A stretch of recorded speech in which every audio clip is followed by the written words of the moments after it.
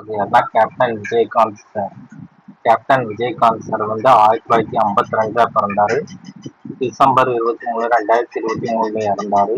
இவர் ஆக்சுவலா சினி இண்டஸ்ட்ரீஸ்ல வந்து 1979ல இனிக்கும் இளமைங்கிற படத்துல அறிமுகமானாரு.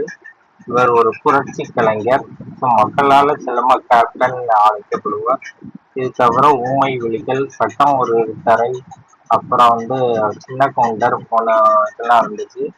ஸோ இவர் வந்து டிஎம்டிகேங்கிற ஒரு பார்ட்டியை உருவாக்குனாங்க. 2014 ஜெயலலிதா கூட அம்மா கூட இருந்து விஜயகாந்த் சார் அந்த பார்ட்டியை உருவாக்குனாங்க.